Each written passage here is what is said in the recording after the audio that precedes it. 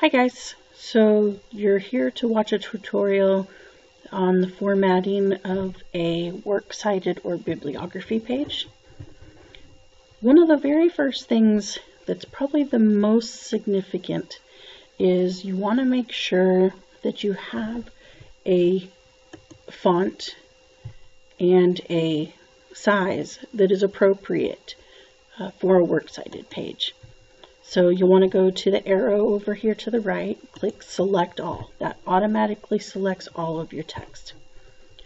You'll go to your font, and a lot of your teachers are going to want something that's very easy to read, but not too fancy. Georgia is good, it's a little fancy. Times New Roman is very plain and very easy to read, but a 10 is too small. So that's why we ask you to do a 12. And it's always pretty easy to be able to figure out what size a font is. The next thing, you may want to adjust this to say works cited, because again, remember, you're wanting to show your work that you actually used within your writing. And that will be simply centered straight in the center of your page.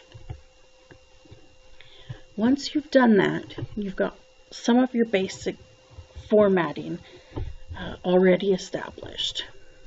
So now we can then go in and start formatting some of the issues within the sources themselves. One of the things that you're going to want to do is, in some of the other formats, MLA or APA, their citations may call for some quotation marks around titles of books or articles. Here you want to remove those quotation marks and italicize them in Terebian. So you want to make sure that you remove those. And it's very simple. Just go in, delete them if you have them. We forgot to adjust the font on this one. Times New Roman 12. Here we go. Delete just in front of it and hit backspace. Highlight and hit italicize. It's pretty simple. Now, we also know one of the first things that you've probably learned in dealing with bibliography since you were very little is that your bibliographies are always alphabetized based on the first letter of the author's last names. But Miss Curry's, not all of my sources have authors. That's fine. You'll still base it off of the first letter. So for this source, we're going to highlight it since we have M, S, P, P, and a P. We're going to highlight, right-click, get a pull-up bar, cut it.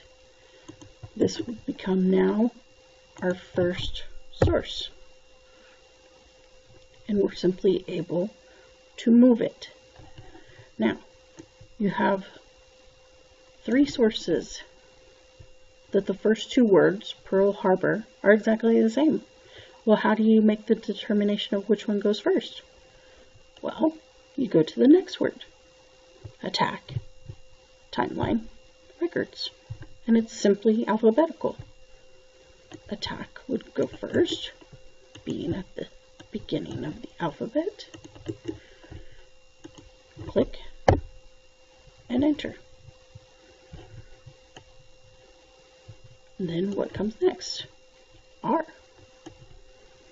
So you would highlight, cut, and all we're doing is simply moving it to be in alphabetical order. And the last one, right before the very last one, hit enter. There we go. So our sources are now in alphabetical order. M, PA, PHR, PHT, and S. Very simple. But this still doesn't look like the proper formatting. So we now need to go in to establishing spacing and tabs. So what you're going to want to do is you're going to want to hit select all again. And then you actually want to turn on this symbol. This is the paragraph or spacing symbol. And most of you know, because you guys don't like it, you guys shut it off. This tells you the spacing between your sources. So if we hit select all, one of the things that your teachers have told you multiple times now is between spaces you want a double space, and within a source you want a single space. So how do we achieve that? Well, we select all, we go to this symbol right here, the line and paragraph spacing symbol, and if it was single spaced, everything would look like that. No spaces in between. But we want double space between sources. So this is what allows us to have a double space. Notice there's no paragraph mark in between each space. It's because it's already set up in double space format for us. So how do we get it to single space within a source then? Well, you simply highlight the source, go up here, single space. Now you do need to add a space. Okay, again, go and add, highlight, single space, adding one double space between sources. If you end up with a spacing that doesn't look right, such as this one, chances are you have additional spaces between your sources. So you want to make sure that you don't have too far of a gap in between your sources.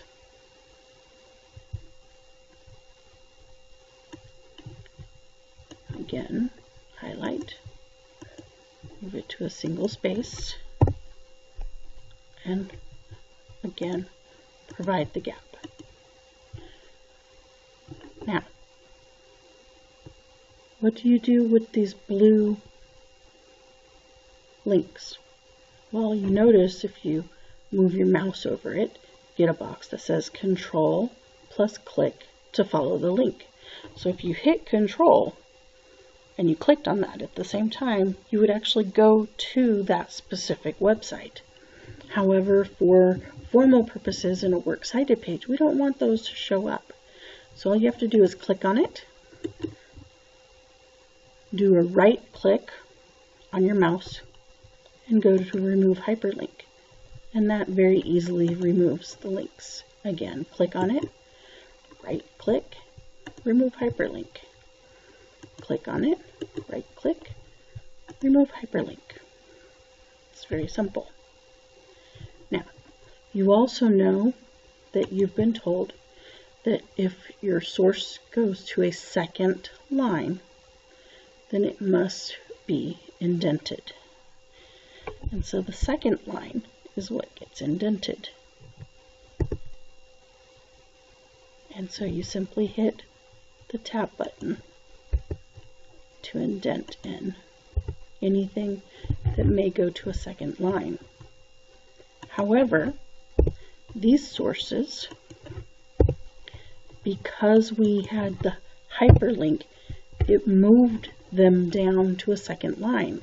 And if you notice, we have one paragraph symbol here, we have a paragraph symbol here, paragraph symbol here, and then a paragraph symbol here, but we don't have one here. So we need to get rid of this space here. And we do that by going to the first line and hitting delete.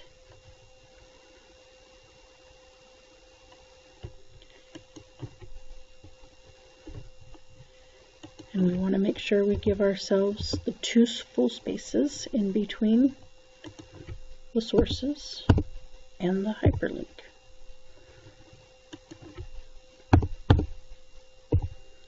And so in fact, most of you had far more sources or spaces than what you actually needed.